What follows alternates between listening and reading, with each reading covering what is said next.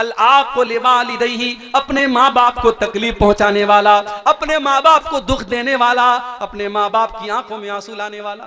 अब ये हमारे मुज़क्किर साहब शायरी पढ़ रहे थे माँ के ऊपर, मुझे अपनी माँ की याद आ गई। 3-4 साल पहले मेरी वालिदा का इंतकाल हो गया। माँ बड़ी अनमोल हस्ती होती है मेरे भाई, मगर एक बड़ी प्रैक्टिकल बात आपको बता रहा हूं। जब एक इंसान की शादी होती है, जिंदगी में बहुत सारे ऐसे मोड़ आते हैं जब वो सोचता है कि मैं माँ और बीवी के दरमियान मैं किसका सपोर्ट करूं। माँ का सपोर्ट करता हूं, बीवी नाराज होती है। बीवी का सपोर्ट करता हूं, माँ नाराज होती है। माँ के कदमों के नीचे जन्नत है और बीवी मेरी दुनिया को जन्नत बना रही है, मैं किसको छोड़ूं, किसको पकड़ूं। ऐसे मौके पर मैं अपनी माओ से कहना चाहूंगा कि अगर अल्लाह ने आज आपको सास बनाया है और आप ये चाहती है कि आपकी बहू आपको अपनी मां समझे, तो अल्लाह की वास्ते आप भी अपनी बहू को बेटी का दर्जा दीजिए। हम समाज में ये अजीब मेयार देखते हैं कि दामाद और बहू जो काम करें, सास अगर बेटी के घर पहुंची, बेटी चाय बना रही है, दामाद बच्चे को गोद में खिला रहा है, बीवी का सपोर्ट कर रहा है, बीवी की मदद कर रहा है, तो सास कहती है माशाल्लाह मेरा दामाद बड़ा नेक है, मेरी बेटी का बड़ा साथ देता है। और वही औरत जब घर में आती है और अपने बेटे को देखती है बहू का सपोर्ट कर रहा है, कहती है मेरा बेटा तो बिल्कुल जोरू का गुलाम बन गया है। डबल स्टैंडर्ड क्यों है, डबल मेयार क्यों है? जो चीज आपकी बहू आपकी बेटी और दामाद के लिए सही थी, वो आपकी बहू और आपके बेटे के लिए गलत कैसे हो गई? मेरी माँ, आपको भी समझदारी से काम लेना पड़ेगा। घर को टूटने से बचाना है तो एक माँ को यह सोचना पड़ेगा, कल मेरा बेटा कुंवारा था, कल उसकी जिंदगी में कोई औरत नहीं थी, कल जितना मुझको समय देता था, कल मुझे मेरा जितना ख्याल रखता था, अब उसकी जिंदगी बट गई है, अब उसकी जिंदगी में एक औरत बीवी बन के आई है, अब वो मुझे उतना समय नहीं दे पाएगा, अब कुछ चीजों में मुझे कॉम्प्रोमाइज करना पड़ेगा। जब तक एक मां ये नहीं समझेगी, मां बेटे का रिश्ता पहले के जैसा नहीं होगा। और अगर समझदारी से काम नहीं लिया उस सास ने और उस बेटे ने, कितने घरों में हम देखते हैं कि शौहर अपनी बीवी के सपोर्ट में मां से लड़ने लगता है, मां को गालियां तक लोग दे देते हैं, मां को बुरा भला भी कह देते हैं। मेरे भाइयों, एक मां की बड़ी जिम्मेदारी होती है, अपने घर को बचाना है तो समझदारी से काम करो और आगे बढ़ो। सदर मोहतरम, उलमाए किराम, मोहतरम बुजुर्गों, नौजवान साथियों, माँ और बहनों, प्यारे बच्चों, रात के तकरीबन 1:15 बज रहे हैं और सर्दी उम्मीद से ज्यादा है। जबरदस्त कोहरा पड़ रहा है, लेकिन ये आप हजरात की दीन से मोहब्बत है, उलमा से मोहब्बत है, कुरान और सुन्नत से मोहब्बत है कि आप हजरात इतनी तकलीफ और सर्दी उठा करके भी पिंडाल के नीचे बैठे हैं और हमारी माएँ बहनें भी अच्छी खासी तादाद में बैठी हैं। अल्लाह ताला हम सब की इस हाजिरी को कबूल फरमाए। अब तक उलमा ने जो बयानात किए हैं, अल्लाह ताला उन बातों पर हम सबको अमल की तौफीक अता फरमाए और हम सबको कहने सुनने से ज्यादा अमल की तौफीक। मेरे भाइयों, आज की तकरीर मैं कुरान करीम की एक आयत से शुरू करना चाहता हूं। कुरान करीम के 28वें पारे में सूरह तहरीम की आयत नंबर 6 में अल्लाह ताला ने हमें और आपको एक हुक्म दिया है। उसी हुक्म के ऊपर हम गौर करें और आज की मेरी पूरी तकरीर का खुलासा उसी एक आयत के अंदर मौजूद है। आइए पहले उस आयत को पढ़ता हूं, उसका तर्जमा करता हूं, फिर बात को आगे बढ़ाता हूं। कुरान का 28वां पारा, माफ कीजिए, कुरान का 28वां पारा, सूरह तहरीम, आयत नंबर 6। या अय्युहल्लज़ीना आमनू कू अनफुसकुम व अहलीकुम नारा। जब कुरान में या अय्युहल्लज़ीना आमनू कहा जाए तो थोड़ा कान खड़ा कर लीजिए।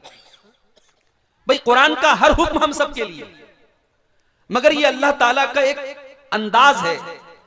जब अल्लाह या अय्युहल्लज़ीना आमनू कहे तो उसका मतलब ये कि ऐ मेरे ईमान वाले बंदों, मुतवज्जे हो जाओ, बी अटेंशन, ध्यान से सुनो, तुम्हारा रब तुम्हें पुकार रहा है, तुम्हारा रब तुमसे कुछ कहना चाहता है। भाई, एक बाप है, वो जब अपने बच्चे से कहता है कि ऐ मेरे बच्चे तू इधर आ, उसके प्यार भरे लहजे को सुन करके बच्चा दौड़ा दौड़ा जाता है कि मेरा बाप मुझे पुकार रहा है, किसी और को नहीं पुकार रहा है। एक मां है, जब वो अपने बेटे को बुलाती है कि ऐ मेरे बेटे, तो बेटा दौड़ा दौड़ा जाता है।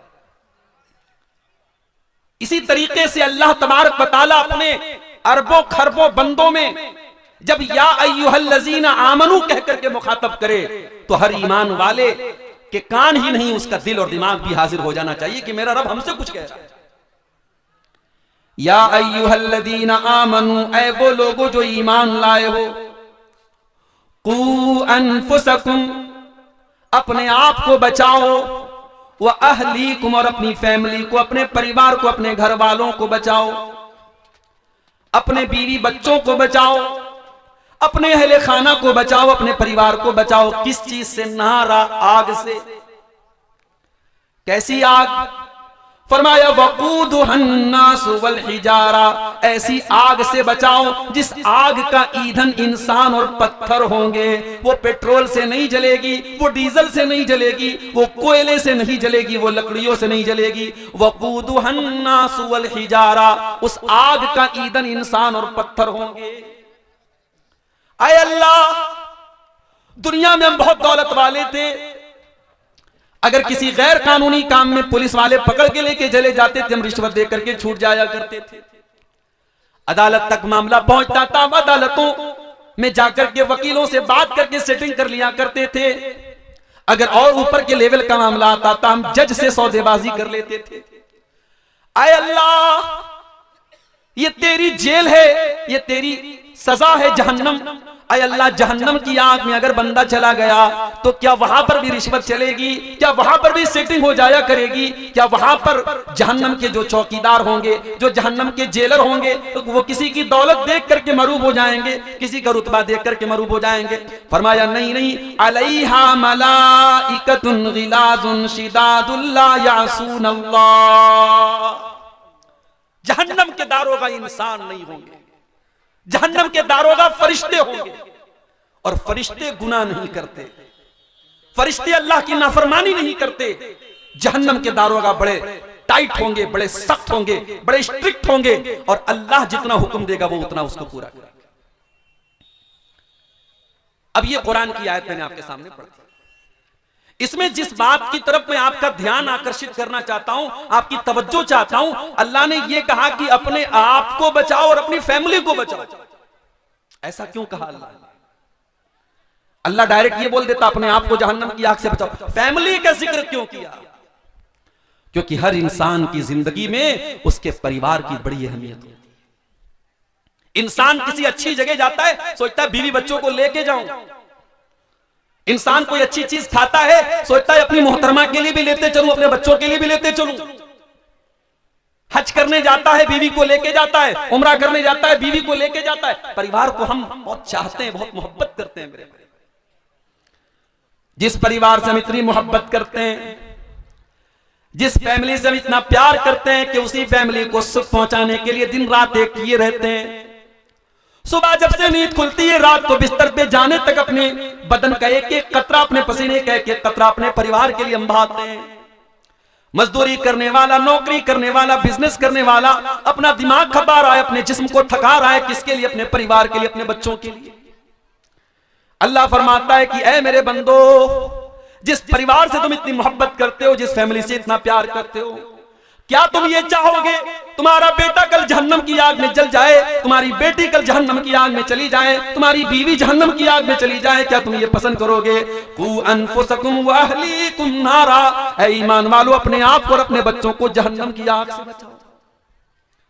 अरे आग में जाना तो बड़ी दूर की बात है, हम तो ये भी पसंद नहीं करेंगे हमारे बच्चों को हल्की सी खरोंच भी आए और हम चैन से बैठे रहे। इसी बिहार में मेरा प्रोग्राम था, कई साल पहले की बात है। मेरी बड़ी बेटी उस वक्त 6-7 साल की थी।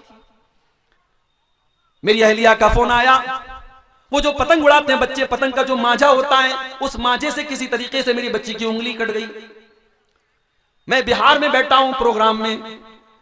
मैं औरतें कमजोर दिल की होती हैं, उसकी उंगली में कट लग गया, खून बहने लगा। मेरी अहलिया रोने लगी, आंसू बहने लगे उसके। फोन किया उसने मुझे। बाप का दिल बच्चों की जरा सी तकलीफ देख करके पिघल जाता है मेरे भाई।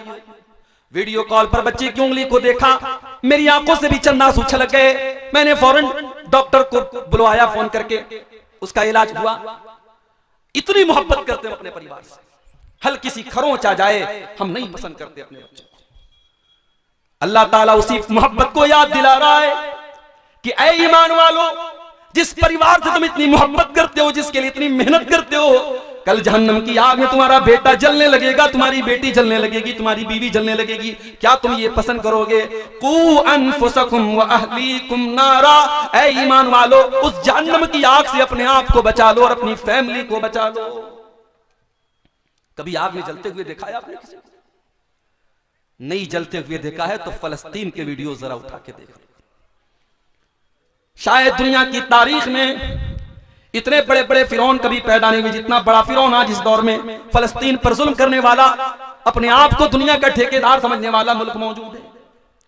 दुनिया की तारीख में ये मिसालें न देखी गई होंगी कि कब्रों पर बुलडोजर चला करके कब्रों से मुर्दों को निकाल करके जलाया जा रहा है, छोटे छोटे मासूम बच्चों को मारा जा रहा है।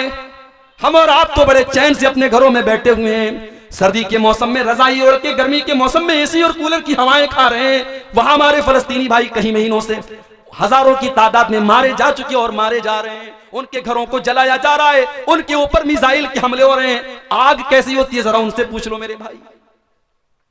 आग, जब कोई इंसान आग में जलता है ना, उसकी डेड बॉडी जब आप देखेंगे, कमजोर दिल और दिमाग का आदमी तो देख ही नहीं पाएगा, बेहोश हो जाएगा। दुनिया की आग में कोई जल जाए हम बर्दाश्त नहीं कर सकते, हम देख नहीं सकते। अय अल्लाह, जहन्नम की आग कैसी होगी? अल्लाह के प्यारे नबी फरमाते हैं, इन्नहा फुज़िलत अला नारि दुनियाकुम बितिसअतिन व सित्तीन, जहन्नम की आग दुनिया की आग से 69 गुना ज्यादा खतरनाक होगी। 69 गुना ज्यादा खतरनाक। दुनिया की आग में कोई जल गया, एक बार जल गया, उसके बाद वो मर गया, काम खत्म हो गया। जहन्नम की आग में एक बार नहीं जलेगा। इन्नल्लज़ीना कफरू बिआयातिना सौफ नुस्लीहिम नारा कुल्लमा नज़िजत जुलूदुहुम बद्दलनाहुम जुलूदन गैरहा। हम जहन्नमियों को जब जहन्नम में डालेंगे, हम बार बार उनकी चमड़ी को जलाएंगे। एक बार जब उनकी चमड़ी जल जाएगी, हम दूसरी चमड़ी चढ़ा देंगे और फिर से उनको जलने की तकलीफ देंगे। बार बार वो जलने की तकलीफ को झेलेंगे मेरे भाई। हालात ये हो जाएंगे कि जहन्नमी कहेंगे जहन्नम के दारोगा से, कालू या मालिकू लियक़्दी अलैना रब्बुका, जहन्नमी कहेंगे ए जहन्नम के दारोगा, ए मालिक, अपने रब से कह दे कि हमारा काम तमाम कर दे। ये जहन्नम की तकलीफ हमसे बर्दाश्त नहीं होती, ये जहन्नम का दुख हमसे बर्दाश्त नहीं होता। जहन्नम का दारोगा कहेगा, क़ाल इन्नकुम माकितून, ऐ जहन्नमियों, अब इस जहन्नम में हमेशा तुमको रहना है, अब यहां मौत आने वाली नहीं है, अब बार बार तुमको जहन्नम की तकलीफ झेलना है। अल्लाह कह रहा है कि अपने घर वालों को जहन्नम की आग से बचाओ। जिस बच्चे की उंगली कटना आपको गवारा नहीं है, जिस बीवी को हल्की सी आग, अगर गैस के लाइटर से भी उसकी आग में अगर आग, उसके हाथ में आग लग जाए तो आप बेचैन हो जाते हैं, उस बीवी और बच्चे को जहन्नम की आग से क्यों बचाने की फिक्र नहीं करते मेरे भाई। आज की मेरी तकरीर का उन्वान यही है मेरे भाई कि अपने घर वालों को हम जहन्नम की आग से कैसे बचाएं। हर इंसान की जिंदगी में उसके घर की बड़ी अहमियत होती है। अल्लाह ना करे कोई अपने घर से बेघर हो जाए। तैयारियां तो कुछ ऐसी ही चल रही हैं, एक मखसूस मजहब के लोगों को आगे चल करके बहुत बुरी तरीके से टारगेट करने की तैयारियां चल रही हैं। अल्लाह हम सब की हिफाजत फरमाए। घर से बेघर कर दिया जाए, इससे बढ़ के तकलीफ और दुख नहीं है हो सकता मेरे भाइयों।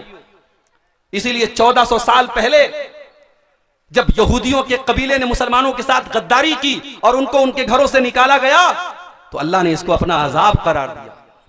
वल्लज़ी अखरजल्लज़ीन कफ़रू मिन अहलिल किताबि मिन दियारिहिम लिअव्वलिल हश्र, ऐ ईमान वालों, हमने इन अहले किताब के काफिरों को, इन यहूदियों को इनकी गद्दारी की वजह से इनके घर से निकाल दिया।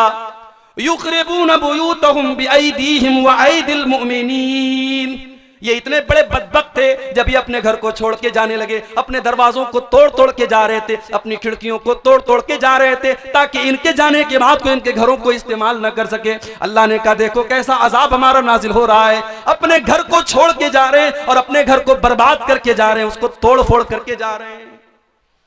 घर बहुत बड़ी चीज होती है मेरे भाई। इंसान को जिंदगी में सुकून अगर मिलता है तो घर में मिलता है। आप बाहर जितनी भी ऐशो आराम से 5 स्टार होटल में रहें, घर की झोपड़ी में अपनी मां के पास, अपनी बीवी के पास, अपने बच्चों के पास जो सुकून मिलता है वो कहीं नहीं मिलता है। इसीलिए अल्लाह ने फरमाया, अल्लाहुल्लज़ी जअल लकुम मिन बुयूतिकुम सकना, अल्लाह ने तुम्हारे घरों को सुकून का जरिया बनाया है। तुम्हें सुकून मिलता है तो तुम्हारे घर में मिलता है, क्योंकि उसी घर के अंदर तुम्हारे बच्चे होते हैं। और बच्चे कैसे होते हैं मेरे भाई? अल्लाह के प्यारे नबी मिंबर पे खुतबा दे रहे, जुमा का खुतबा दे रहे हैं।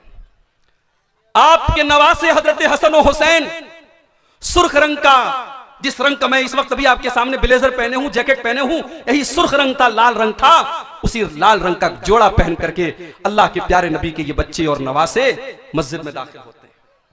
और ये गिरते पड़ते मासूम बच्चे हैं, 4-5 साल के, ये फिसलते हुए नबी अकरम के सामने आते हैं। अल्लाह के प्यारे नबी अपने जुमा का खुतबा रोक देते हैं, अपने दोनों नवासों को अपनी गोद में उठाते हैं, अपना खुतबा रोक करके अपने बच्चों को गोद में उठाते हैं और कहते हैं, ओ लोगो, अल्लाह ने कुरान में कितनी सच्ची बात कही है, इन्नमा अमवालुकुम व औलादुकुम फितना।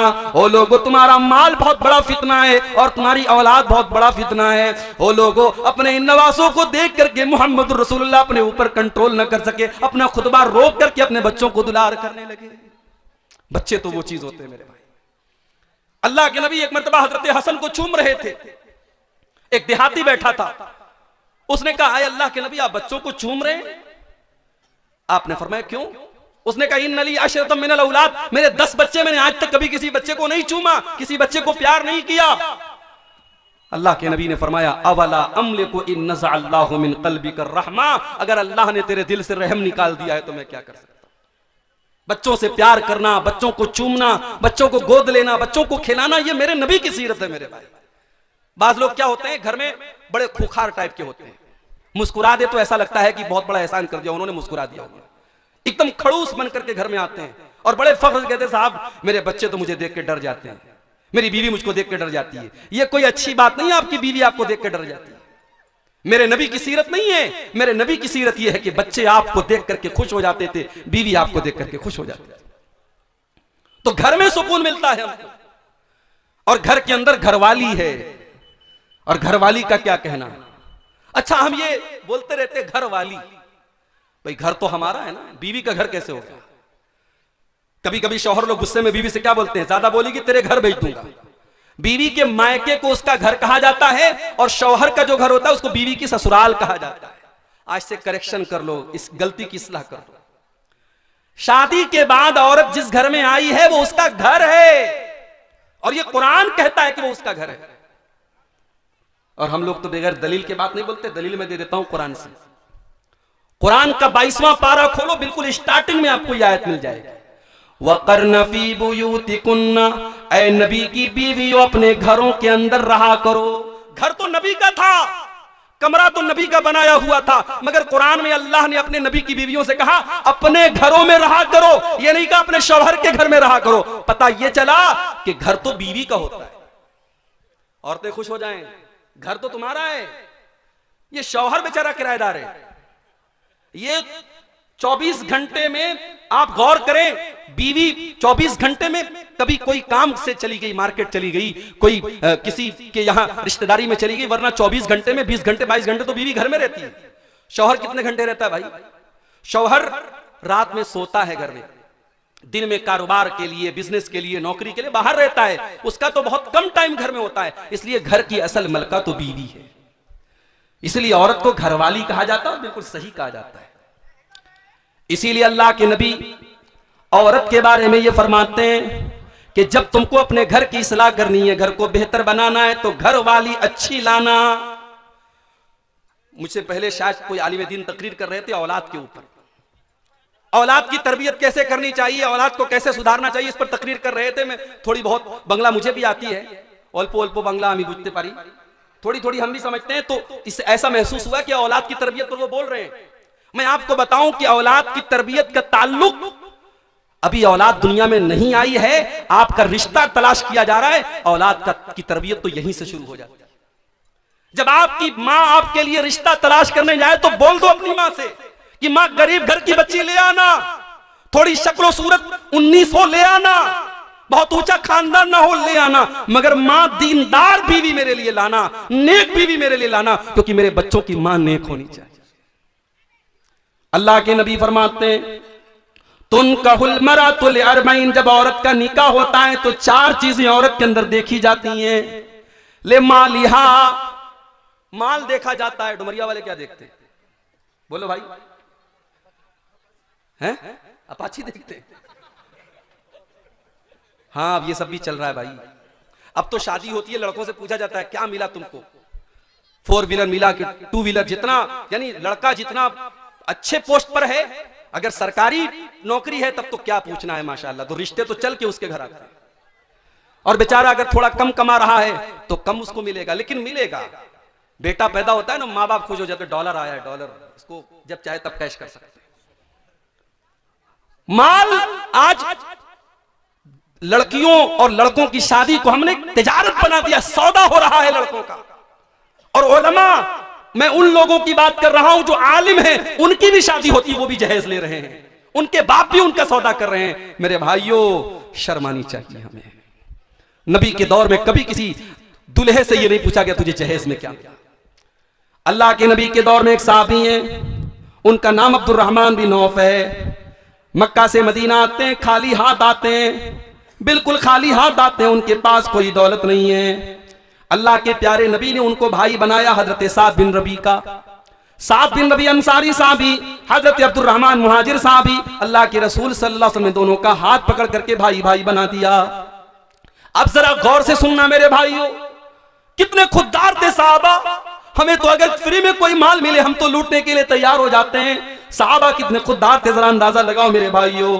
हजरत साद बिन रबी अंसारी कहते हैं, अब्दुर्रहमान, मेरे नबी ने तुझको मेरा भाई बना दिया है। अरे अब्दुर्रहमान, ये मेरा घर है, ये मेरी प्रॉपर्टी है, ये मेरे खजूरों के बागात हैं। अरे अब्दुर्रहमान, आ जाओ, मैं बंटवारा कर लेता हूँ, आधा घर तेरा, आधा घर मेरा, आधा खेत तेरा, आधा खेत मेरा, आधा बाग तेरा, आधा बाग मेरा। अरे अब्दुर्रहमान, अभी तू नया नया मदीने में आया है, अभी तेरी शादी होना मुश्किल है, अभी तुझे रिश्ता मिलना मुश्किल है। अरे अब्दुर्रहमान, मेरी 4 बीवियां हैं। अब ये शौहरों के कान खड़े हो गए, मौलवी साहब 4 बीवियां हैं, हमारे पास तो एक है, बड़ी मुश्किल से एक है। कई नौजवान तो अपने दिल का दुखड़ा बयान कर रहे थे, मौलवी साहब हम दूसरी करना चाहते हैं मगर बड़ा डरते हैं, बीवी पता नहीं क्या करेगी, ससुराल वाले क्या करेंगे। दूसरी शादी को गुनाह बना दिया गया। शादीशुदा मर्दों के कितने नाजायज ताल्लुकात है, जरा समाज पर नजर उठा के देखो। कितनी औरतों के नाजायज ताल्लुकात है, जरा नजर उठा के देखो। ये समाज हमने कहां पहुंचा दिया मेरे भाई। जो चीज जायज है उसको हमने गुनाह बना दिया और जो नाजायज उसको फैशन बना दिया। अगर कोई मर्द इस लायक है कि उसके पास ताकत है, उसके पास दौलत है, वो 2 बीवियों को रख सकता है, उनके दरमियान इंसाफ कर सकता है, तुम कौन होते हो रोकने वाले? आपने उसको जुर्म बना दिया, गुनाह बना दिया। मुझे तो सहाबे किराम की फहरिस्त में कोई सहाबी ऐसे नजर नहीं आते जिनकी सिर्फ एक बीवी हो। सहाबा के यहां आम था 2, 3, 4 निकाह वो किया करते थे। हमारे यहां गुनाह बना दिया गया मेरे भाई। और बीवियां, औरतें माशाअल्लाह, उनको तो इतना निगेटिव उनके दिमाग में डाल दिया गया, अरे तेरी सौतन आ जाएगी तो तेरा सब कुछ बढ़ जाएगा, तेरा घर बढ़ जाएगा, फिर शौहर तुझसे मोहब्बत नहीं करेगा। यहां तक बीवियां कह देती हैं कि अगर आप मुझसे सच्ची मोहब्बत करते हैं आप कभी दूसरी शादी का नाम मत लीजिएगा। और जब उनसे यह कहा जाता है कि अल्लाह के रसूल सल्लल्लाहु अलैहि वसल्लम ने 1 से ज्यादा निकाह किया है, क्या अल्लाह के नबी हजरत आयशा से मोहब्बत नहीं करते थे? क्या अल्लाह के नबी अपनी बीवियों से मोहब्बत नहीं करते थे? तो कहती है वो नबी की बात थी, उनकी बात मत कीजिए। हजरत अब्दुर्रहमान बिन औफ को ऑफर करते हैं हजरत साद बिन रबी, आए अब्दुर्रहमान, मेरी 4 बीवियां हैं, तुम किसी एक को पसंद कर लो, मैं तलाक दे देता हूं, इद्दत गुजर जाने के बाद आप उससे निकाह कर लेना, आपका घर भी बस जाएगा, आपको प्रॉपर्टी भी दे रहा हूं, आपको खजूरों का बाग भी दे रहा हूं, नौकरी भी मिल रही है, छोकरी भी मिल रही है, सारा घर सेट हो रहा है। मगर अब्दुर्रहमान कितने खुददार थे मेरे भाइयों, कहने लगे बारकल्लाहु लका फी अहलिका व मालिक, ऐ साद बिन रबी, अल्लाह तेरे माल में बरकत दे, अल्लाह तेरे परिवार में बरकत दे। ऐ साद बिन रबी, मुझे तेरी बीवी से मैं नहीं चाहता तेरा घर टूट जाए और मेरा घर बन जाए, मैं नहीं चाहता तेरे घर का आधा हिस्सा मैं ले लूं।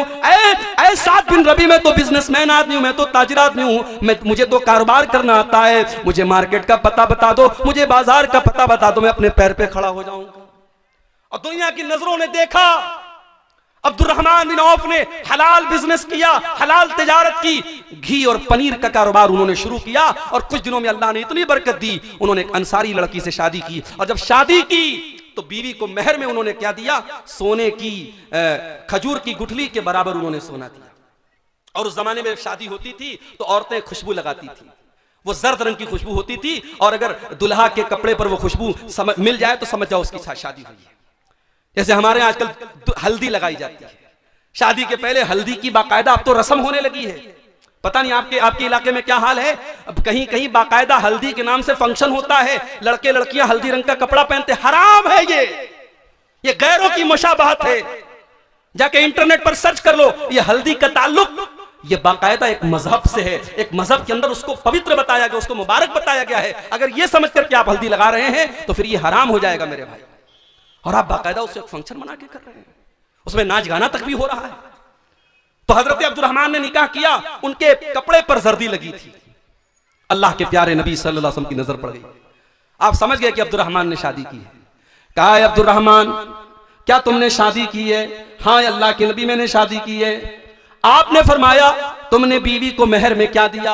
देखो नबी का सवाल देखो, नबी ने ये नहीं पूछा तुमको जहेज में क्या मिला, क्योंकि साहबा के दौर में जहेज का कोई तसव्वुर ही नहीं था। वो खुददार लोग थे, वो आज हमारी तरह भिखारी नहीं थे मेरे भाइयों। वो नौजवान कितना बड़ा भिखारी है, वो अच्छी नौकरी कर रहा है, अच्छा पैसा कमा रहा है, मगर वो इतना बड़ा भिखारी है, जब तक ससुराल से बेड न मिले वो रात में सोएगा नहीं, जब तक ससुराल से फ्रिज न मिले वो ठंडा पानी न पिएगा, जब तक ससुराल से उसको गाड़ी न मिले वो रोड पर गाड़ी न चलाएगा। अरे तू इतने पैसे कमाने के बावजूद एक नंबर का तू भिखारी बना हुआ है। अल्लाह के नबी अपने साहबी से सवाल करते हैं तूने अपनी बीवी को मेहर में क्या दिया? फरमाया नवातम मिन ज़हब, ऐ अल्लाह के रसूल मैंने अपनी बीवी को खजूर की गुठली के बराबर सोना दिया है।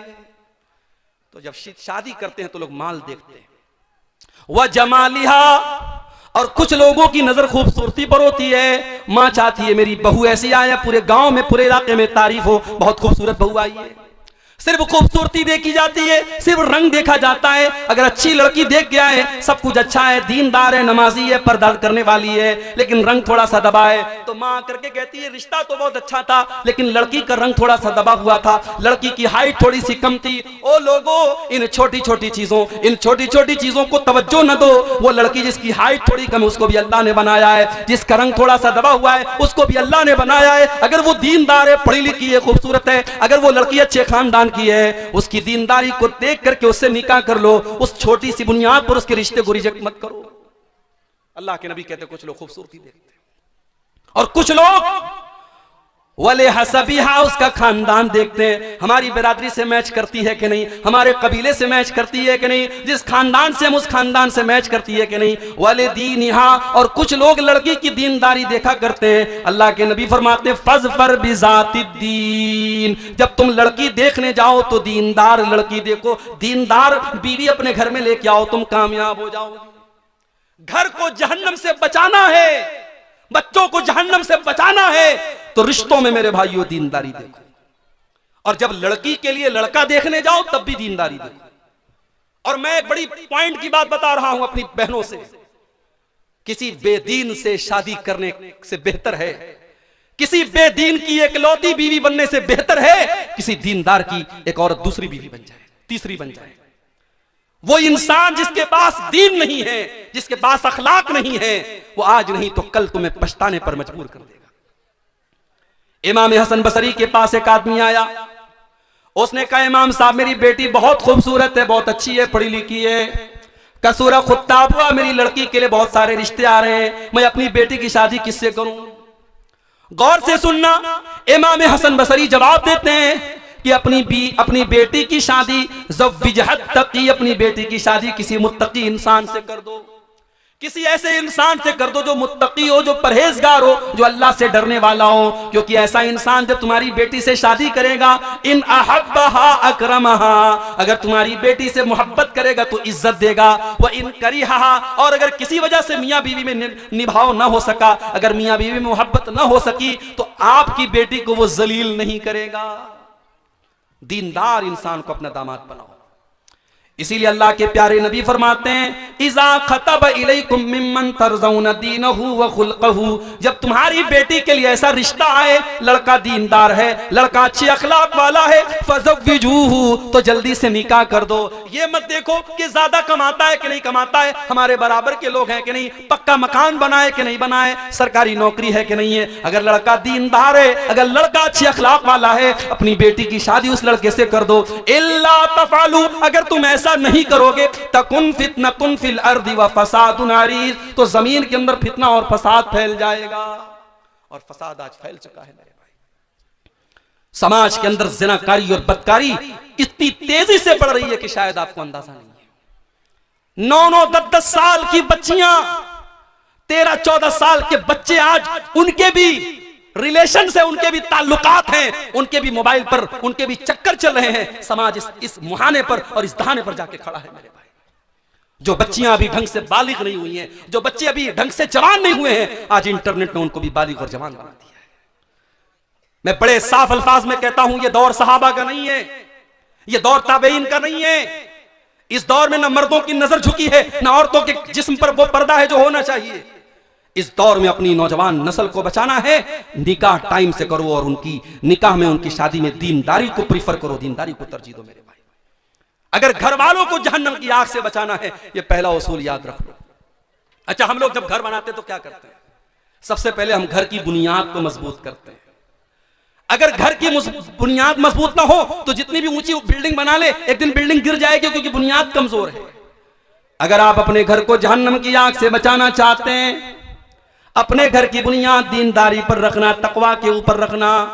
अफमन अस्ससा बुनियानहु अला तक़वा मिनल्लाह व रिज़वानिन, जो अपने घर की बुनियाद अल्लाह के तकवा पर रखेगा, अल्लाह की रजा पर रखेगा, अल्लाह ने फरमाया वो ज्यादा बेहतर है। अम्मन अस्ससा बुनियानहु, या वो इंसान बेहतर है जिसने अपने घर की बुनियाद एक गड्ढे के ऊपर रखी है जो जहन्नम में गिरने वाला है। तकवा के ऊपर अपने घर की बुनियाद रखो। बेईमानी करके, चोरी करके, हराम तरीके से अगर पैसा कमा करके घर बना भी लिया, आज नहीं कल वो घर आपके घर वालों के लिए जहन्नम का जरिया बनेगा, बच्चों को बर्बाद करेगा, बीवी को बर्बाद करेगा। और आज देख लीजिए घर के क्या हालात है।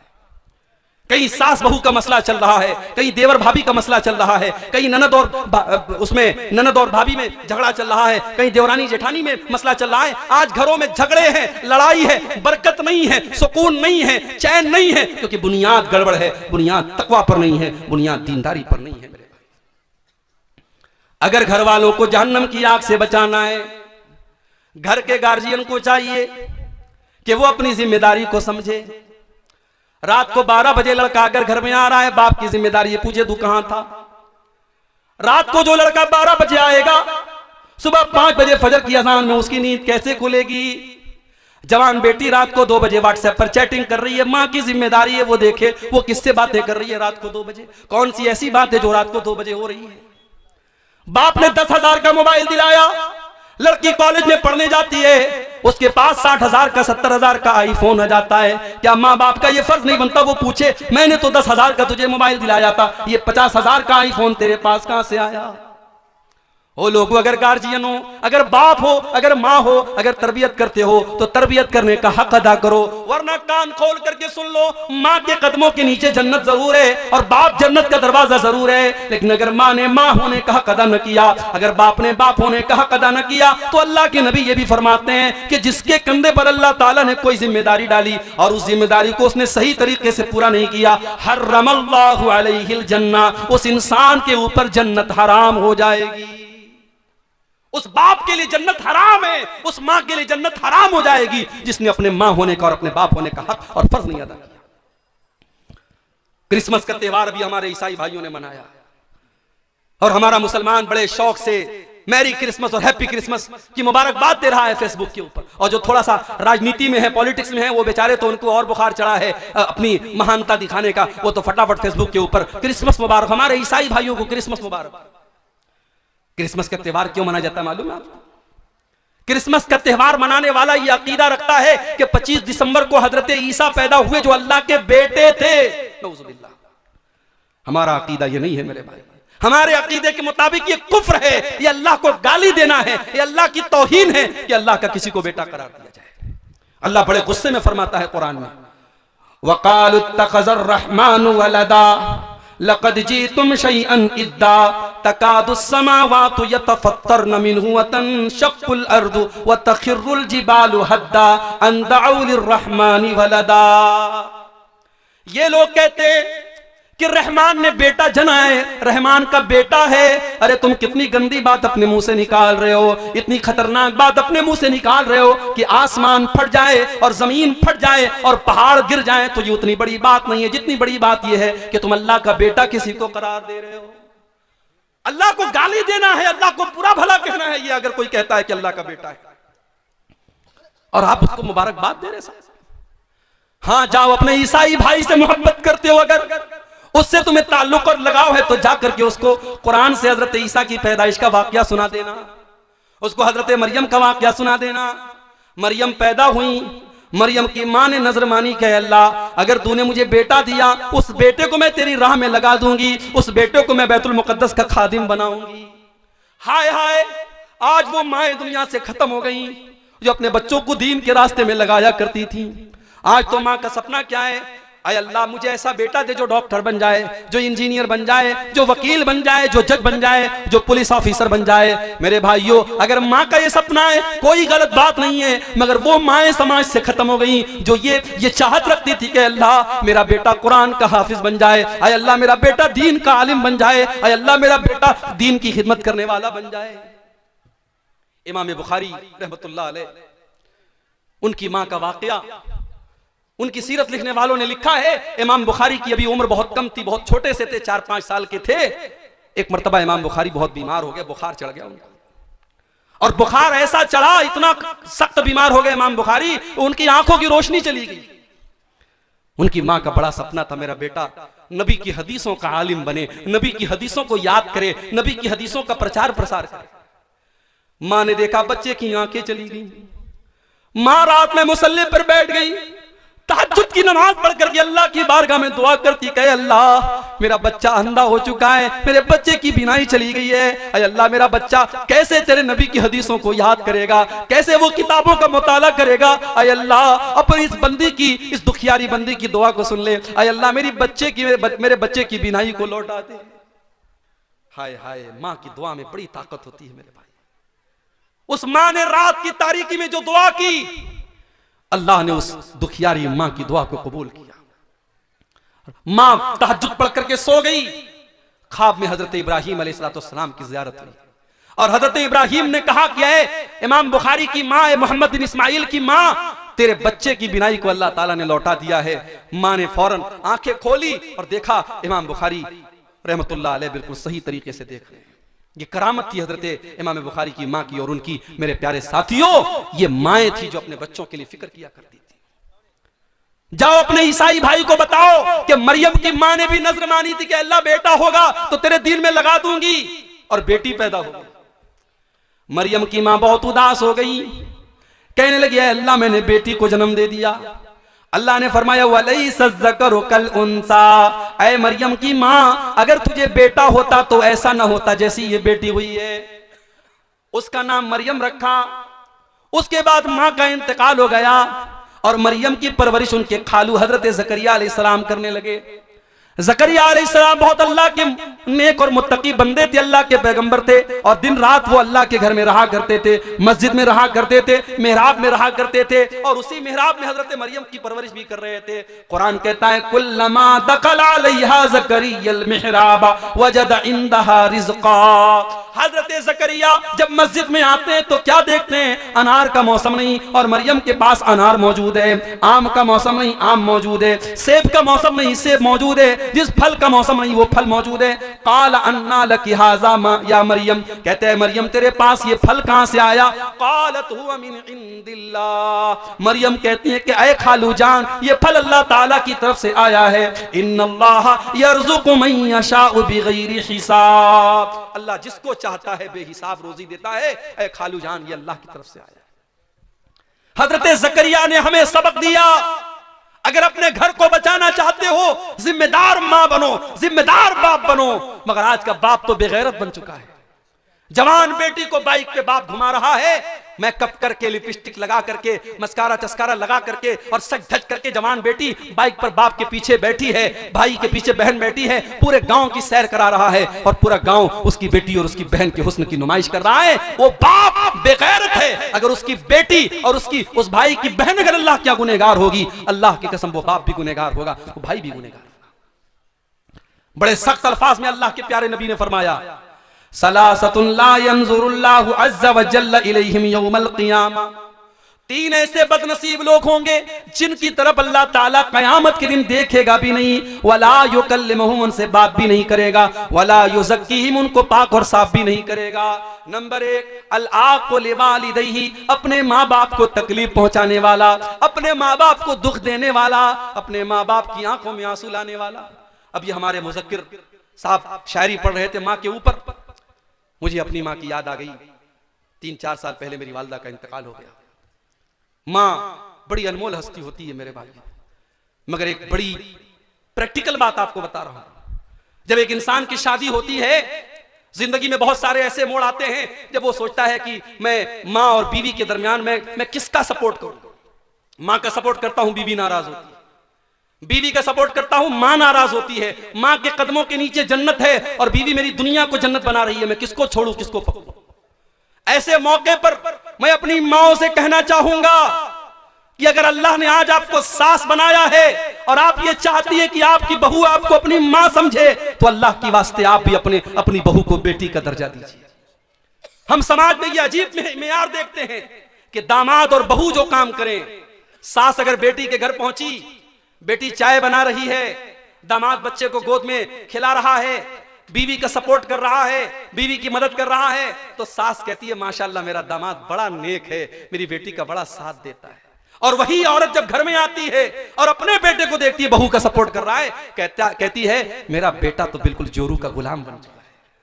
डबल स्टैंडर्ड क्यों है, डबल मेयार क्यों है? जो चीज आपकी बहू आपकी बेटी और दामाद के लिए सही थी, वो आपकी बहू और आपके बेटे के लिए गलत कैसे हो गई? मेरी माँ, आपको भी समझदारी से काम लेना पड़ेगा। घर को टूटने से बचाना है तो एक माँ को यह सोचना पड़ेगा, कल मेरा बेटा कुंवारा था, कल उसकी जिंदगी में कोई औरत नहीं थी, कल जितना मुझको समय देता था, कल मेरा जितना ख्याल रखता था, अब उसकी जिंदगी बट गई है, अब उसकी जिंदगी में एक औरत बीवी बन के आई है, अब वो मुझे उतना समय नहीं दे पाएगा, अब कुछ चीजों में मुझे कॉम्प्रोमाइज करना पड़ेगा। जब तक एक मां ये नहीं समझेगी, मां बेटे का रिश्ता पहले के जैसा नहीं होगा। और अगर समझदारी से काम नहीं लिया उस सास ने और उस बेटे ने, कितने घरों में हम देखते हैं कि शौहर अपनी बीवी के सपोर्ट में मां से लड़ने लगता है, मां को गालियां तक लोग दे देते हैं, मां को बुरा भला भी कह देते हैं। मेरे भाइयों, एक मां की बड़ी जिम्मेदारी होती है, अपने घर को बचाना है तो समझदारी से काम करो और आगे बढ़ो।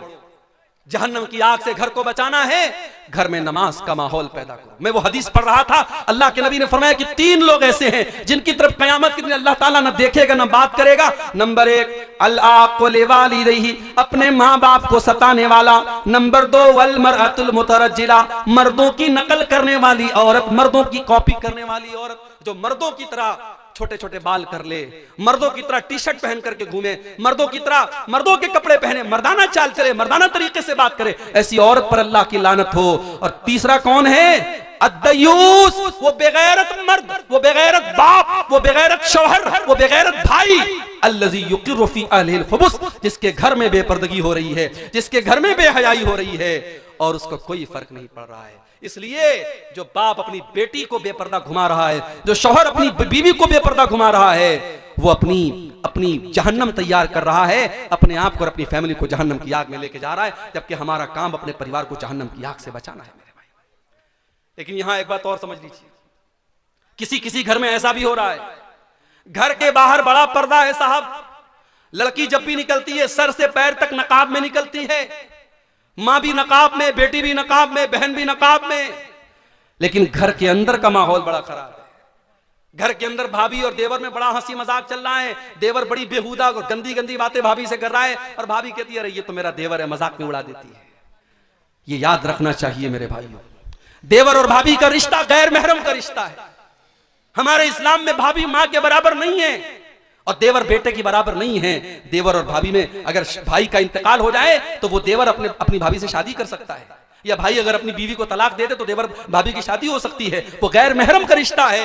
इसलिए अल्लाह के नबी ने फरमाया कि गैर औरतों के पास तन्हाई में मत जाओ। तो सवाल किया गया है अल्लाह के नबी, अफराइतल हमवा, अय अल्लाह के रसूल, शौहर के जो करीबी रिश्तेदार हैं, जैसे देवर है अपनी भाभी के लिए या जीजा है अपनी साली के लिए, तो अय अल्लाह के नबी क्या देवर अपनी भाभी के पास अकेले में जा सकता है? क्या जीजा अपनी साली के पास अकेले में जा सकता है? अल्लाह के प्यारे नबी ने फरमाया अल हम व अल मौत, देवर अपनी भाभी के लिए मौत है, जीजा भतीजा अपनी साली के लिए मौत है। मौत क्यों कहा? उलमा ने इसकी शरह में लिखा क्योंकि अगर देवर भाभी में नाजायज रिश्ते ने अगर जन्म ले लिया तो चूंकि भाभी शादीशुदा है और शादीशुदा औरत अगर जिना करे, इस्लाम में सजा क्या है? सजाए मौत है। तो अगर देवर भाभी के बीच में पर्दा नहीं रखा गया तो यह सजाए मौत में जाके खत्म होगा। इसलिए अल्लाह के नबी ने देवर भाभी के रिश्ते को मौत करार दिया है। बड़ी खतरनाक बात है मेरे भाई, हमें अपने घरों का जायजा लेना चाहिए। आज बहुत सारे घरों में महरम गैर महरम का कोई फर्क नहीं है। लड़का अपने दोस्तों को घर में लेके आता है, कमरे में बिठाता है, बहन से आके कहता है मेरे दोस्त लोग आए, चाय बना दो। बहन चाय बनाती है और चाय की कप ला करके अपने भाई के दोस्तों के सामने रख रही है। भाई बहुत खुश बना हुआ है, ये मेरी बहन है तो मेरे दोस्तों की भी बहन है। माफ करना मेरे भाई, आपकी बहन आपके दोस्तों की बहन नहीं है और ना आपके समझने से वो बहन होगी, ना दोस्तों के समझने से बहन होगी। बहन को चाहिए कि वो भाई के दोस्तों से पर्दा करे।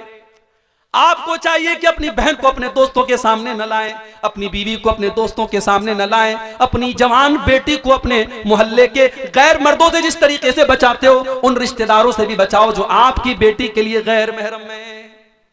इस्लाम ने अगर हमको हुक्म दिया है कि जिना के करीब मत जाओ तो इस्लाम ने उन रास्तों को भी बंद किया है जहां से जिनाकारी घर में आ सकती है। कुरान कहता है वला तक़रबुज़ ज़िना इन्नहु काना फ़ाहिशतन व साअ सबीला। जिना के करीब भी न जाना ये बहुत गंदा रास्ता है, बहुत बुरा रास्ता है। अब जिना के करीब ले जाने वाला रास्ता कौन कौन सा है? कुरान कहता है वक़ुल लिल मुमिनीना यग़ुद्दू मिन अबसारिहिम व यहफ़ज़ू फ़ुरूजहुम। ऐ नबी, ईमान वाले मर्दों से कह दो जब वो रास्ते में चला करें तो अपनी निगाहों को नीची रखा करें और अपनी शर्मगाह की हिफाजत करें। ये भी याद रखो, अगर औरत को पर्दे का हुक्म है तो मर्द को अपनी नजरों को झुकाने का हुक्म है। वो एक शायर कहता है सभी हम ही से कहते हैं निगाहें अपनी नीची रख, सभी हम ही से कहते हैं निगाहें अपनी नीची रख, कोई उनसे नहीं कहता न निकले यूं अया होकर। शायर कहता है कोई औरतों से नहीं कहता कि वो बेपर्दा होकर के ना निकले, सब हमसे कहते हैं निगाहें अपनी नीची रख। और अकबर इलाहाबादी का बड़ा मशहूर शेर है बेपर्दा नजर आई कल जो चंद बीबियां, अकबर ज़मीं में गैरत कौमी से गड़ गया, पूछा जो उनसे आपका पर्दा वो क्या हुआ, कहने लगी कि अक्ल पे मर्दों के पड़ गया। तो अगर औरतों को पर्दे का हुक्म है तो मर्दों को अपनी नजरों को झुकाने का भी हुक्म है। इन दोनों पर अमल होना जरूरी है। अगर समाज में औरत पर्दे में निकलेगी और मर्द की नजर नहीं झुकेगी तब भी समाज में इस्लाह नहीं हो सकती। औरत को पर्दे में निकलना है और मर्द को अपनी नजर झुका के चलना है। कुरान ने तो यहां तक बयान किया वलियज़रिबन बिखुमुरिहिन्ना अला जुयूबिहिन्ना। ऐ ईमान वाली औरतों, जब तुम अपने घर के अंदर रहा करो तो अपने सीने पर, अपने गरेबान पर दुपट्टा डाल के रहा करो। भाई के सामने, बाप के सामने, अपने ससुर के सामने भी तुम्हारा दुपट्टा तुम्हारे सीने पर होना चाहिए। कहीं ऐसा ना हो कि इन महरम रिश्तेदारों के सामने तुम दुपट्टे के बगैर चली जाओ। ओ मेरी प्यारी माओ बहनों, जो इस्लाम इतना सख्ती के साथ आपको हुक्म दे रहा है कि भाई और बेटे के सामने भी आपको अपना दुपट्टा अपने गरेबान पे रखना है, वो इस्लाम इस बात की इजाजत कैसे दे देगा कि आप फेसबुक के ऊपर अपने फोटो डालें, आप व्हाट्सएप के स्टेटस पर अपने फोटो डालें, आप शादी की तैयारी कर रही हैं और अपने हाथों में मेहंदी की डिजाइन लगा के मेहंदी का फोटो आप इंटरनेट पे डालें। नहीं नहीं मेरी प्यारी माओ बहनों, कुरान कहता है वला युबदीना ज़ीनतहुन्ना। ऐ ईमान वाली औरतों, अपनी खूबसूरती को अपने गैर मर्दों के सामने कभी जाहिर न करना। कुरान ने एक लफ्ज इस्तेमाल किया, खूबसूरती को जाहिर मत करो। अब मुझे बता दो औरत का सर से पैर तक कौन सा ऐसा हिस्सा है जो खूबसूरती में दाखिल नहीं है? इसका मतलब यह हुआ कि उसे सर से पैर तक मुकम्मल नकाब और पर्दे में रहना है, उसे अपने हुस्न की नुमाइश नहीं करनी है। और कुरान यहां तक कहता है वला यज़रिबना बिअरजुलिहिन्ना लियुअलम मा युख्फीना मिन ज़ीनतिहिन्ना। ऐ ईमान वाली औरतों, जब तुम पायल पहन करके अपने घर में चला करो तो जोर जोर से जमीन पर पांव मार के न चला करो। तुम्हारे पायल की झनकार गैर मर्दों तक पहुंचे, ये इस्लाम को गवारा नहीं है। जो इस्लाम एक औरत के पायल की आवाज को गैर मर्दों तक जाने की इजाजत नहीं देता है, वो इस्लाम इस बात की इजाजत कैसे देगा कि औरत अपनी खूबसूरती की नुमाइश करे? कुरान तो यहां तक कहता है फला तखजान बिल कौली फयतमअल्लज़ी फी क़ल्बिही मरज़। ऐ नबी की औरतों, ऐ नबी की बीवियों, जब तुम्हें किसी गैर मर्द से बात करना पड़े तो तुम ऐसी आवाज में बात मत करो जिसमें मिठास पाई जाती हो, जिसमें नरमी पाई जाती हो, बल्कि तुम कड़क अंदाज में बात करो। जैसे आज के दौर में मोबाइल का दौर है, मोबाइल पर किसी रॉन्ग नंबर से कॉल आ सकता है। अब अगर लड़की ने थोड़ा सा मिठास के साथ बात कर लिया, कौन बोल रहे हैं, अंदाज में अगर जरा सी मिठास आ गई, सामने वाले को लग रहा है कि यहां मेरी दाल गल जाएगी, यहां ग्रीन सिग्नल मिल रहा है मुझे। और जहां इसने कड़क अंदाज में बात करी, कौन बोल रहे हैं, किसे बात करनी है आपको, जहां सख्ती से गुड़क करके बात की, सामने वाले बेचारा उसका जितना उसका शबाब, उसका जो है जोश उठा था, वहीं पर वो बैठ जाएगा। कुरान करीम एक औरत को मोबाइल पर कैसे बात करना है, कुरान उसका भी अंदाज बता रहा है। फयतमअल्लज़ी फी क़ल्बिही मरज़, जिस मर्द के दिल में शहवत की बीमारी है, वो तुम्हारे बारे में कोई गलत ख्याल अपने दिल में न ला सके। वक़ुल्न क़ौलन मअरूफ़ा, और ऐ नबी की औरतों, बदतमीजी न करना, गाली गलौज से बात न करना, बल्कि जो भी बात करना ढंग से बात करना, लेकिन अंदाज कड़क होना चाहिए गैर मर्द के सामने।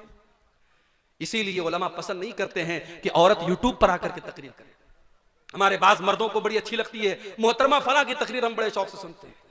ठीक है, इस्लाम में मना नहीं है, औरत बयान कर सकती है, मगर औरत का बयान औरतों के दरमियान हो तो अच्छा हो। एक जनरल प्लेटफॉर्म पे जहां मर्द भी सुन रहे औरतें भी सुन रही, मुनासिब नहीं है। इसलिए कि गैर महरम से कुरान कह रहा है कि औरत जब बात करे कड़क अंदाज में बात करे। उसके बाद फरमाया वक़र्न फी बुयूतिकुन्ना, ऐ नबी की बीवियों, तुम अपने घरों के अंदर इज्जत के साथ रहा करो। औरत अपने घर में रहे, बिला जरूरत वो नौकरी नहीं कर सकती, बिला जरूरत वो घर के बाहर नहीं जाएगी। हाँ, बेवा हो गई, शौहर कमाने वाला नहीं है, बच्चों को पालना है, जायज हद में रहकर, पर्दे में रह करके टीचिंग कर सकती है, पढ़ा सकती है, कोई जायज काम कर सकती है। मगर औरत का काम कमाना नहीं, कमाना मर्द का काम है, औरत का काम घर को संभालना है। वक़र्न फी बुयूतिकुन्ना, ऐ नबी की औरतों, तुम इज्जत और वक़ार के साथ अपने घरों में रहा करो।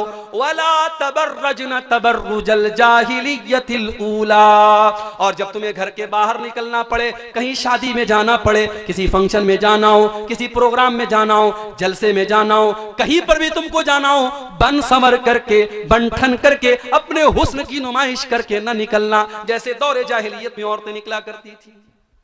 इस्लाम तो यहां तक कहता है, अगर मस्जिद में औरत के नमाज पढ़ने का इंतजाम है, औरत मस्जिद में नमाज पढ़ने आ रही है, तो वहां पर भी वो खुशबू लगा करके ना आए। अगर वो खुशबू लगा करके आती है, अल्लाह के प्यारे नबी फरमाते हैं, वो वापस जाए और गुस्ल करे, और जब तक अपने बदन से खुशबू का वो असर नहीं हटा देगी, उसकी नमाज अल्लाह ताला क्यों कबूल नहीं। इस्लाम इस मामले में इतना सख्त है मेरे भाई। उसके बाद फरमाया व अक़िम्नस्सलाता व आतीनज़्ज़काता, ऐ ईमान वाली औरतों, नमाज कायम किया करो। अरे मौली साहब, छोटा सा बच्चा है, पेशाब कर देता है, यहां बेचारा शौहर महीने में 3-3 हजार रुपया बच्चे के पैम्पर पर खर्च कर रहा है, तब भी उसको कहती है कि पेशाब कर देता है, नमाज कैसे पढ़ूंगी। हजरत फातिमा ने क्या हसन हुसैन की परवरिश न की थी, क्या हजरत खदीजा ने अपनी बेटियों को पाला नहीं था। मेरी प्यारी माओ बहनों, उस जमाने में पैम्पर भी नहीं था, उस जमाने में लकड़ी जला करके आग जला करती थी, उस जमाने में गैस का चूल्हा भी नहीं था, उस जमाने में कपड़े हाथ से धोए जाते थे, उस जमाने में वॉशिंग मशीन नहीं थी। आज तो अल्लाह ने बहुत सारी नेमतों से आपको नवाजा है, आज तो गाँव देहात में भी ये नेमतें पहुंच चुकी हैं। मेरी प्यारी माओ बहनों, नमाज पढ़ने में कोई बहाना न करना, नमाज अपने टाइम से आपको पढ़ना है। जैसे मर्दों के ऊपर नमाज फर्ज है, आपके ऊपर भी नमाज फर्ज है। बल्कि मैं तो कहता हूं, औरत के लिए जन्नत में जाना ज्यादा आसान काम है। आज तक आपने वो हदीस सुनी है, औरतें जहन्नम में ज्यादा जाएंगी, औरतें बेचारी एकदम डर गई, हम लोग जहन्नम में ज्यादा जाएंगे। लेकिन औरत जन्नत में भी जा सकती है, बहुत आसान तरीका बता रहा हूं, 4 काम कर ले, औरत जन्नत में चली जाएगी। अल्लाह के प्यारे नबी फरमाते हैं, अय्युमम्रातिन सल्लत खम्सहा व सामत शहरहा व अताअत ज़ौजहा व अहसनत फरजहा, जो औरत 5 टाइम की नमाज की पाबंदी करे, रमजान का रोजा रखे, अपने शौहर की इताअत करे और अपनी इज्जत व आबरू की हिफाजत करे, दखलत मिन अय्यि अबवाबिल जन्नति शाअत, जन्नत के 8 दरवाजे उसके लिए खोल दिए जाएंगे। अय अल्लाह की नेक बंदी, तू जिस गेट से जन्नत में जाना चाहे जा सकती है। ओ मेरी प्यारी माओ बहनों, अगर जहन्नम में औरतें ज्यादा जाएंगी तो आप ये क्यों भूल गई कि ऐसी औरतें भी इस दुनिया में पैदा हुई हैं जिनको मरियम कहा जाता है, जिनको आसिया कहा जाता है। आसिया फिरौन की बीवी, फिरौन जैसे जालिम इंसान की बीवी। फिरौन इतना बड़ा जालिम है और अल्लाह ने उसकी बीवी को ईमान वाला बना दिया। और ये अल्लाह की नेक बंदी जब अल्लाह के ऊपर ईमान लाती है, फिरौन अपने महल से निकाल देता है और जंजीरों में जकड़ देता है। अपने महल को छोड़ करके, अपने शौहर की हवेली को छोड़ करके जेल की तारीकी में, जेल के अंदर अपनी जंजीरों में जकड़ी हुई फिरौन की बीवी अल्लाह से दुआ करती है, रब्बि इब्नि ली इंदक बैतन फिल जन्नह वनज्जिनी मिन फिरऔन व अमलिही वनज्जिनी मिनल कौमिज़ ज़ालिमीन। आय अल्लाह, तेरी तौहीद के लिए, तेरे दीन के लिए, आय अल्लाह मैंने फिरौन का महल छोड़ दिया। आय अल्लाह, अपनी इस बंदी को तू जन्नत में एक महल अता फरमा दे। आय अल्लाह, इस जालिम फिरौन से मुझको नजात दे दे। अल्लाह ने कयामत तक के ईमान वालों के लिए फिरौन की बीवी को आइडियल और नमूना बना दिया। इसका मतलब यह हुआ, अल्लाह क्या ये नहीं देखा जाएगा कि रिश्ता कैसा था, अल्लाह क्या ये देखा जाएगा किरदार कैसा था। हजरत नूह अलैहिस्सलाम की बीवी और हजरत लूत अलैहिस्सलाम की बीवी, दोनों नबियों की बीवी उनके ऊपर ईमान नहीं लाई। इतने बड़े नबियों की बीवी ईमान नहीं लाई तो कुरान कहता है फखानताहुमा फलम युगनिया अन्हुमा मिनल्लाह। हजरत नूह अलैहिस्सलाम की बीवी जहन्नम में जाएगी, हजरत लूत अलैहिस्सलाम की बीवी जहन्नम में जाएगी। नबी की बीवी है और ईमान नहीं लाई तो जहन्नम में चली गई, और फिरौन की बीवी है और ईमान लाई तो जन्नत में चली गई। मेरी प्यारी माँ और बहनों, आपका किरदार ऐसा होना चाहिए। आपके लिए मिसाल मरियम है और आपके लिए मिसाल आसिया है। कुरान कहता है वअक़िम्नस सलात, नमाज कायम करो, व आतीनज़ ज़कात, ज़कात दिया करो। औरत जो जेवर पहनती है, औरत जो कंगन पहनती है, जो गले में हार पहनती है, जो कान में ईयररिंग पहनती है, अगर सोने का हार है, सोने का जेवर है और 85 ग्राम या उससे ज्यादा का है, और चांदी का जेवर है और 595 ग्राम या उससे ज्यादा है, उस पर साल में 2.5% ज़कात देना है। औरत को अगर शौहर ज़कात निकालते बहुत अच्छी बात है, अगर शौहर नहीं निकाल रहा है तो बीवी को उसकी ज़कात निकालनी पड़ेगी। उसके बाद अल्लाह फरमाता है व अतीनल्लाह व रसूलहू, ऐ ईमान वाली औरतों तुम अल्लाह की इताअत करती रहना और रसूल की इताअत करती रहना। इन्नमा युरीदुल्लाहु लियुज़हिब अन्कुमुर रिज्सा अहलल बैति व युतहिरकुम तत्हीरा। ऐ नबी के घर की औरतों, अल्लाह ये हुक्म इसलिए दे रहा है क्योंकि अल्लाह तुमको हर गंदगी से पाक और साफ करना चाहता है। उसके बाद फरमाया वज़कुरना मा युतला फी बुयूतिकुन्ना मिन आयातिल्लाहि वल हिकमा। ऐ नबी की औरतों, तुम्हारे घरों में कुरान और हदीस का दर्स होता है, कुरान पढ़ा जाता है और हदीस पढ़ी जाती है, उसको याद किया करो। आज हमारी औरतें कुरान और हदीस क्या याद करेंगी? बरेली का न्यूज आपने सुना होगा, मदरसे में पढ़ी हुई लड़की आज मुर्तद हो गई और किसी गैर के साथ भाग गई। ये हालात हो गए हमारे मुल्क के। हमारी मुसलमान बहन गैरों के साथ फरार हो रही है। मेरे भाइयों, कहीं ना कहीं पानी मर रहा है, कहीं ना कहीं हमारी तरबियत में कोताही है। हमने अपनी बच्चियों को कुरान तो पढ़ा दिया किसी मौलवी साहब के जरिए, मगर कुरान का मतलब नहीं पढ़ाया। हमने अपनी बच्चियों को कभी मदरसे में नहीं भेजा। बच्चियां स्कूल गई, कॉलेज गई, यूनिवर्सिटी गई, पढ़ तो लिया, लिख तो लिया, एजुकेटेड तो बन गई, मगर हमारी बच्चियों को दीन के बारे में कुछ नहीं पता। अल्लाह के वास्ते होश का नाखून लो, अपनी बच्चियों को दीन सिखाओ, अपनी बच्चियों को इस्लाम सिखाओ, अपनी बच्चियों को तौहीद सिखाओ।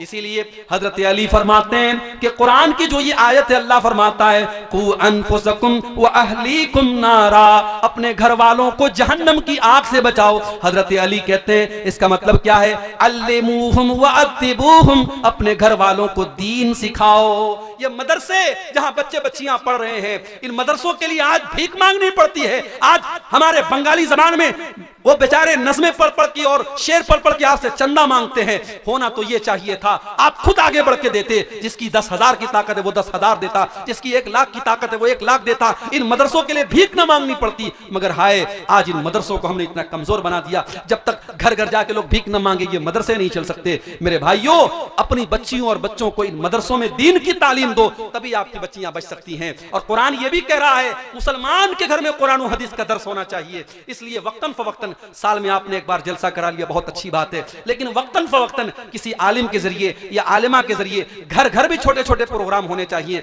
औरतों के मखसूस प्रोग्राम होने चाहिए। आज कितनी औरतें हैं नमाज का तरीका उनको नहीं आता, वजू का तरीका उनको नहीं आता, गुस्ल का तरीका उनको नहीं आता, पाकी नापाकी के मसले उनको नहीं आते, तौहीद का मसला उनको नहीं आता, शिर्क क्या है उनको नहीं आता। कितनी औरतें हैं कितने शिर्किया कामों में पड़ी हैं। मेरे भाइयों, कुरान कहता है वज़कुरना मा युतला फी बुयूतिकुन्ना मिन आयातिल्लाहि वल हिकमा। ऐ नबी की औरतों, अपने घरों में कुरान और हदीस जो पढ़ा जाता है उसको याद करो। और आखिरी दो बात बयान करके बात खत्म कर रहा हूं, क्योंकि आप सर्दी में बैठे हैं, मुझे एहसास हो रहा है। मैं इस स्टेज पर बैठा हूं, यहां लोग बैठे हैं, सर्दी कम महसूस हो रही है, आपको ज्यादा महसूस हो रही होगी। दो बातें और आपके सामने रखता हूं। घर को अगर जहन्नम की आग से बचाना है मेरे भाई, घर में मोहब्बत पैदा करो। बीवी अपना हक अदा करे, शौहर अपना हक अदा करे। आज शौहर आते हैं, मौलवी साहब ऐसी तकरीर कीजिए औरत एकदम मेरी खिदमत गुजार बन जाए। औरतें ये चाहती है ऐसी खिदमत, ऐसी तकरीर करे कि शौहर बिल्कुल उनके ताबेदार हो जाएं। बीवी चाहती है शौहर उसका हक अदा करे, शौहर चाहता बीवी उसका हक अदा करे। आओ अपने नबी के पास चलते हैं। अल्लाह के प्यारे नबी सल्लल्लाहु अलैहि वसल्लम से पूछा गया अय्युन निसाई खैर, अय अल्लाह के नबी कौन सी औरत सबसे अच्छी औरत है। बड़े गौर से सुनना मेरी माओ, रात रात भर आपने तहज्जुद पढ़ लिया होगा, हो सकता है आपने हर महीने 3-3 नफली रोजे रखे होंगे, हो सकता है आप रोजाना 5-5 पारे कुरान की तिलावत करती होंगी, मगर अल्लाह के नबी से जब पूछा गया कि कौन सी औरत सबसे अच्छी औरत है, नबी ने फरमाया 3 क्वालिटी जिसके अंदर पाई जाए, 3 चीजें जिस औरत के अंदर पाई जाए वो सबसे अच्छी औरत है। अल्लती तसुर्रुहु इज़ा नज़र, जब शौहर देखे तो खुश हो जाए। या तो उल्टी बात है, शौहर घर में आता है, बाल बिखरा है, कपड़े महक रहे हैं पसीने से, तेल की बदबू आ रही है, मसाले की बदबू आ रही है। हाँ, शादी में जाना है तो 1 घंटे वो पूरा मेकअप करेगी, पूरे चेहरे पर क्रीम पोतेगी और पाउडर लगाएगी।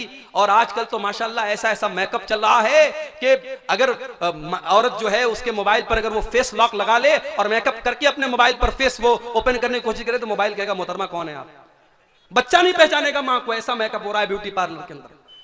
तो शौहर के लिए कोई मेकअप नहीं कर रही है, जबकि तेरे मेकअप का हकदार तेरा शौहर है। जब तुझको मालूम है मेरा शौहर रात को 10 बजे आता है, 9 बजे बैठ जा मिरर के सामने, आईने के सामने, और अपने आप को इतना सजा ले, इतना सवार ले, इतना खूबसूरत बना ले कि शौहर जब बाहर की टेंशन लेके आए और बीवी का चेहरा मुस्कुराता हुआ देखे, उसके बदन की खुशबू को महसूस करे, तो शौहर की सारी थकावट दूर हो जाए। अल्लती तसुर्रुहु इज़ा नज़र, जब शौहर देखे तो खुश हो जाए। दूसरी चीज वह तुतीउहु इज़ा अमर, जब शौहर कोई हुक्म दे तो माने। यहां तो होता हम क्यों माने, हम कोई उसकी नौकरानी है, नौकरानी की बात नहीं है। मियां बीवी का रिश्ता कोई मालिक और नौकरानी का रिश्ता नहीं है, मगर हाँ स्कूल में एक प्रिंसिपल होता है, एक टीचर होता है, टीचर को उसी हिसाब से पढ़ाना जैसे प्रिंसिपल कह रहा है। अगर हर टीचर प्रिंसिपल बनेगा स्कूल बंद करना पड़ेगा। घर भी एक स्कूल है और घर का प्रिंसिपल मर्द है और औरत उसके अंडर में काम करेगी। अगर शौहर की कोई बात है तो बीवी को चाहिए कि माने उसको। अल्लाह के नबी ने तो यहां तक कहा, देखिए ये हदीसें सुनकर के हमें अजीब लगता है अल्लाह के नबी ने ऐसा क्यों कहा, मगर जब हम प्रैक्टिकल समाज में देखते तो हमको लगता है कि वाकई अल्लाह के प्यारे नबी ने बड़ी सच्ची बात की। आपने फरमाया अगर शौहर अपनी बीवी को अपने पास बुलाए, बीवी को चाहिए अपने सारे काम छोड़ करके शौहर के पास जाए। वह इनकान तालत तन्नूर, यहां तक कि अगर वो चूल्हे पर रोटी पका रही है, चूल्हे पर है तब भी वो जाए। ये कौन सी बात हुई, बिल्कुल बात हुई। शौहर अपनी बीवी से 24 घंटे कभी भी उसको अपने पास बुला सकता है, और अगर बीवी के पास कोई शरई उज़्र नहीं है तो बीवी को जाना चाहिए। और अगर बीवी इनकार करती है, अल्लाह के नबी फरमाते हैं जिस बीवी का शौहर इस हाल में सो जाए कि बीवी को वो दावत दे और बुलाए और बीवी उसके पास जाने से इनकार कर दे, बिला कि भाई कोई मजबूरी हो, कोई बीमारी हो, कोई बात तो अलग बात है, अगर बगैर किसी उज़्र के बीवी शौहर की बात मानने से इनकार कर दे, लानतहल मलाइकतु हत्ता तुस्बिहा, तो सुबह तक फरिश्ते उस औरत पर लानत करते हैं। लेकिन यहां ये बात याद रहे कि ये मामला मियां बीवी का जो मामला है ये एक तरफा नहीं है।